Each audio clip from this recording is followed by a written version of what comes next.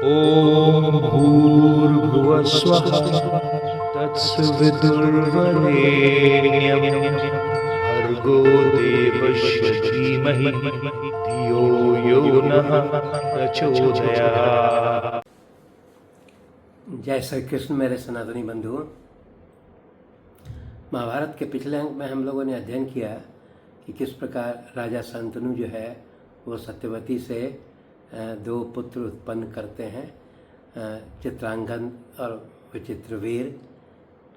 चित्रांगद की मृत्यु हो जाती है, उसके पश्चात विचित्रवीर का वो काशीराज के दो पुत्रियों से उसका विवाह होता है और विवाह के पश्चात जो है वो अत्यधिक रमन करने के कारण जो है वो विचित्रवीर भी राज यक्षमा योग से पीड़ित होकर के और उसकी मृत्यु हो जाती है। अर्थात शांतनु के दोनों पुत्र जो है वो बिना संतान उत्पत्ति किए हुए दोनों की मृत्यु हो जाती है। अब इस अंक में हम लोग अध्ययन करेंगे कि किस प्रकार जो है वो विचित्रवीर के दोनों पत्नियों के द्वारा वेद व्यास के द्वारा जो है वो पुत्र धृतराष्ट्र, पांडु और विदुर जो है वो उत्पन्न किए जाते हैं। जब सत्यवती के सबसे छोटे पुत्र विचित्रवीर का भी देहांत हो जाता है, तब सत्यवती बहुत चिंतित हो जाती है और फिर वो अपने कुल का नाश होने का वो कहती है कि ये पूरे शांतनु कुल का जो है वो नाश हो जाएगा। और वो भीष्म वो कहती है कि अब तुम ही जो है इस कुल की रक्षा कर सकते हो। इसलिए वो सत्यवती भीष्म से कहती है कि विचित्रवीर की दोनों पत्नियां हैं जो अभी माने सुंदरी हैं और दोनों अभी युवा हैं और पुत्र उत्पन्न करने के लायक हैं। इसलिए वो भीष्म से कहती हैं कि मैं तुम्हें अपने जो दिया गया शर्त उसको वापस लेती हूँ और तुम जो है इन दोनों मेरी पुत्र वधुओं से जो है विवाह करके संतान उत्पन्न करो और इस हस्तिनापुर का राजा बन करके यहाँ पर राज करो। तब जो है भीष्म पितामह कहते हैं कि मैं जो है कि मैंने आजीवन ब्रह्मचारी रहने का जो है व्रत किया है, इसे मैं अब वो त्याग नहीं कर सकता हूँ। इसीलिए फिर वो बताते हैं कि मेरी प्रतिज्ञा इतनी अटल है कि वो उदाहरण देते हैं कि पृथ्वी अपना गंध छोड़ दे, जल अपना रस त्याग कर दे, वायु स्पर्श का गुण जो है त्याग कर दे, सूर्य प्रभा अग्नि अपनी उष्णता छोड़ दे, आकाश शब्द का और चंद्रमा अपनी शीतलता का परित्याग कर दे। इसी प्रकार चाहे इंद्र पराक्रम छोड़ दे, धर्मराज धर्म की उपेक्षा कर दे, लेकिन वो बोलते हैं कि मैं किसी प्रकार अपने प्रतिज्ञा को नहीं छोड़ सकता हूँ। वो यह बताते हैं कि वो चाहे पूरे संसार का जो है हमको त्रिलोकी हमको प्राप्त हो जाए, फिर भी मैं अपने प्रतिज्ञा से नहीं टल सकता हूँ। इस प्रकार का वो बात कह करके सत्यवती के प्रस्ताव को ठुकरा देते हैं। तब सत्यवती जो है भीष्म से कहती है कि अगर तुम इस चीज़ को माने मेरे प्रस्ताव को स्वीकार नहीं करते हो तो तुम ही कोई उपाय बताओ जिससे कि इस शांतनु वंश का नाश होने से इसका बचाव किया जा सके। तब इसके पश्चात जो है वो भीष्म बताते हैं कि मैं इसका उपाय निश्चित बताऊंगा। और उसके पश्चात वो विचार करने के पश्चात वो बताते हैं कि किसी योग्य ब्राह्मण पुरुष को तुम उपहार दे करके यहाँ आमंत्रित करो और नियोग विधि से जो है वो इन दोनों कन्याओं से जो है पुत्र उत्पन्न करो। यहाँ पर थोड़ा सा विवरण दिया गया है कि नियोग विधि उस समय किस प्रकार इसका संचालन किया जाता था। नियोग विधि में था कि अगर मान लीजिए कोई स्त्री का पति का देहांत हो गया या पति वो पुत्र उत्पन्न करने के योग्य नहीं है, तो किसी योग्य ब्राह्मण को, शक्तिशाली और शक्तिशाली तपस्वी तो ऐसे ब्राह्मण को बुला करके और उसको नियोग विधि से जो है उस स्त्री के साथ समागम कराया जाता था। इसमें यहाँ पर दिया है कि कुछ शर्त था कि वो पुरुष जो है वो अपने पूरे शरीर में इस प्रकार से घी और सब लपेट लेता था, शरीर में पूरी तरह से इस तरह से गंदगी से अपने शरीर को बदसूरत बना लेता था। और उसके पश्चात जो है समागम के समय जो है किसी प्रकार का वार्तालाप नहीं किया जाता था और एक यांत्रिक क्रिया के द्वारा ये समागम करके और पुत्र उत्पन्न किया जाता था। ये इसकी प्रक्रिया यहाँ बताई गई। तो भीष्म वही कहते हैं कि तुम भी जो है किसी योग्य ब्राह्मण को बुला करके और नियोग विधि से और इन दोनों पुत्र वधुओं से पुत्र उत्पन्न करो।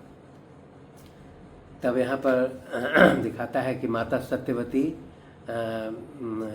थोड़ा सा लज्जित भी होती है और फिर वो भीष्म को अपने विवाह के पूर्व की बात को बताती है। वो बताती है कि किस प्रकार जो है वो मैं छेदी राज वसु के वीर से उत्पन्न हुई थी, मछली के गर्भ में मेरा वृद्धि हुआ था और इसके पश्चात मेरा लालन पालन जो है वो निषाद राज के यहाँ हुआ। उसी में वो बताती है कि मैं अपने पिता निषाद राज का जो है वो नाव का संचालन करती थी जमुना नदी में। तो एक बार की बात है कि पराशर ऋषि जो है वो मेरे नाव से भ्रमण कर रहे थे और वो मैं उस समय कम उम्र की थी और ऋषि जो है मुझ पर मोहित हो गए और मुझसे समागम का विनती किए। और जब मैंने उसका वो विरोध किया तो उन्होंने आश्वासन दिया कि पुत्र उत्पन्न करने के पश्चात मैं जो है पुनः कन्या स्वरूप में प्राप्त हो जाऊंगी। और उन्होंने ही जो है मुझे मेरे शरीर से जो है सुगंध निकलने का वरदान दिया। और इस प्रकार जो है पराशर ऋषि ने मेरे साथ समागम किया और समागम से जो उत्पन्न पुत्र हुआ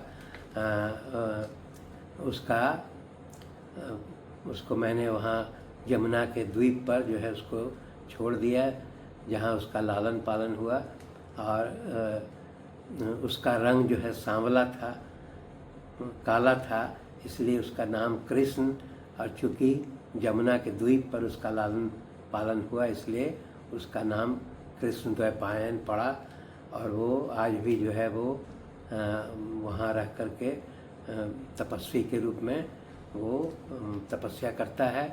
और उसी ने जो है वो सभी वेदों का जो है वो 4 भागों में उसका विस्तारित किया है, इसीलिए वो वेद व्यास के नाम से भी जाना जाता है।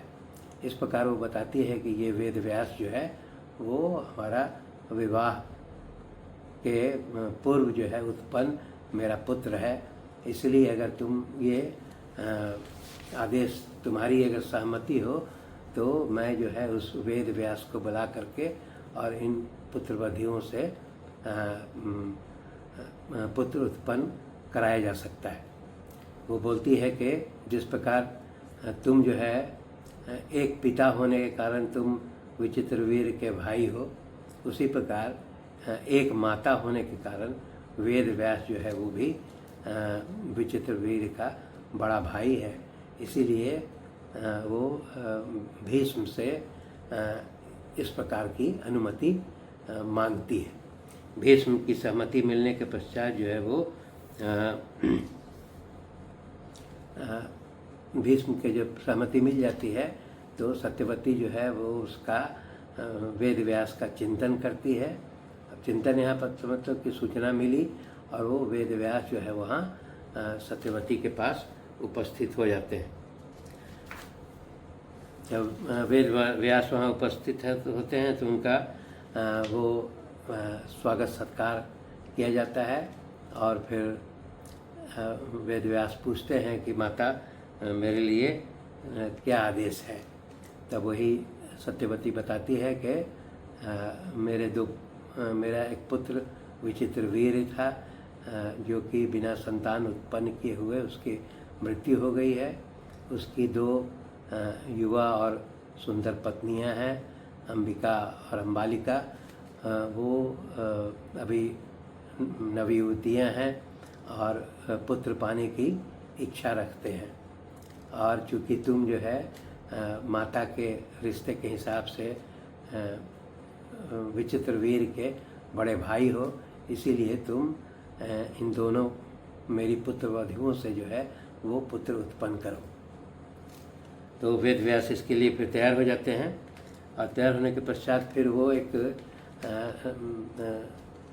सलाह देते हैं, अर्थात शर्त करते हैं कि मैं जो समागम करूंगा उसके पहले दोनों पुत्र वधुओं को जो है साल भर का वो व्रत करना पड़ेगा। एक पारंपरिक विधि से साधना करनी होगी और साधना करने के बाद जब उनका शरीर पूरी तरह से शुद्ध हो जाएगा तभी वो मेरे पास समागम के लिए आ सकती हैं, अन्यथा नहीं आ सकती है। तो इस शर्त के हिसाब से जो है वो सत्यवती जो है अपने दोनों बहुओं को साल भर के लिए उसका नियमानुसार साधना करने का वो निर्देश देती हैं और फिर वो साल भर के पश्चात फिर जो है वो वेद व्यास आते हैं और आने के पश्चात जो है सबसे पहले जो है वो इसमें जो है ऐसा लगता है कि इन पुत्र वधुओं को ये बताया गया था, तो इसमें उनको जानकारी यह नहीं दी गई थी कि किसके द्वारा ये नियोग की क्रिया की जाएगी। तो यहाँ पर दिखाता है कि वो सबसे पहले जो है अंबिका जो है उसके पास जो है वेद व्यास को वो भेजती है। अंबिका जो है वो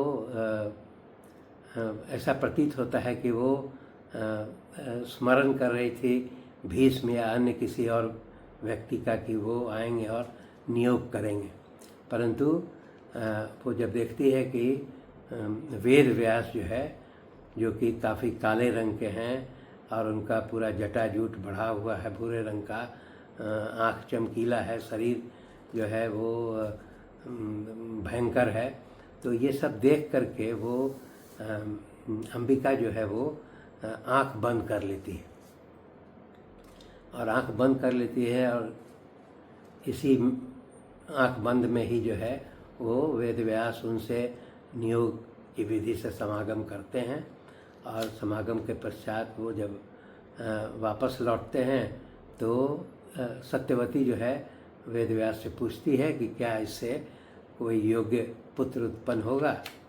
तो वो वेद व्यास कहते हैं कि पुत्र तो बहुत शक्तिशाली होगा, जिसे 10,000 हाथियों के समान बल प्राप्त होगा, बहुत बुद्धिमान होगा, ज्ञानी भी होगा, परंतु इसका माँ के कारण जो है दोष लगेगा, चूँकि समागम के समय इसकी माँ ने जो है नेत्र बंद कर लिया था, इसलिए ये जन्म से अंधा होगा।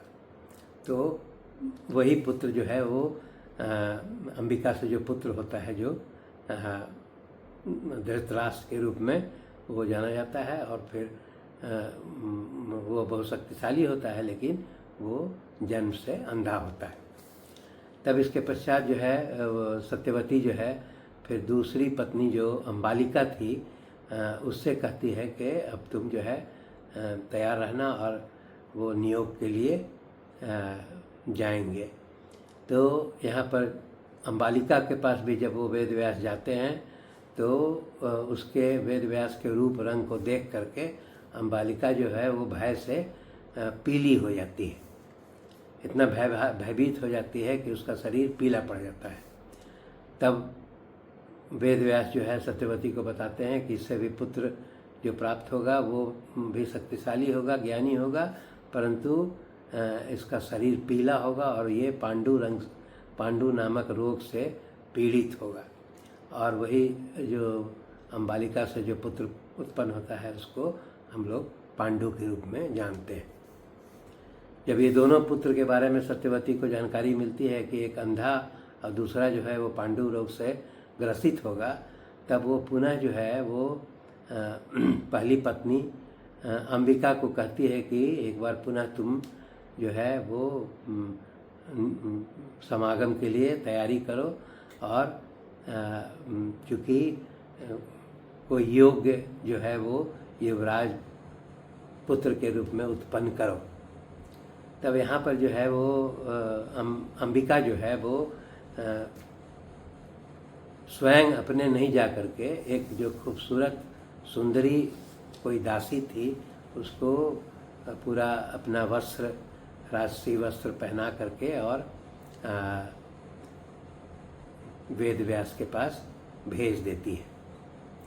वेद व्यास तो उनको अनुभव हो जाता है कि ये दासी है, परंतु उसके साथ समागम करते हैं और इस स्थिति में वो दासी जो है पूरा सहयोग करते हुए प्रेम से समागम करती है। तो समागम के पश्चात जो है वेद व्यास जो है उसको वरदान देते हैं कि अब तुम दासी नहीं रहोगी और तुमसे जो पुत्र उत्पन्न होगा वो काफ़ी विचारवान, ज्ञानी और तेज पुत्र उत्पन्न होगा। और वही जो दासी पुत्र जो होता है वो विदुर के नाम से जाना जाता है। इस प्रकार जो है वेद व्यास जो है वो विचित्रवीर की दोनों पत्नी और दासी के द्वारा 3 पुत्र उत्पन्न करते हैं, जो आगे जो है वो पूरी महाभारत का जो मुख्य पात्र जो है इन्हीं से आगे बढ़ता हुआ हम लोग अध्ययन करेंगे। धन्यवाद।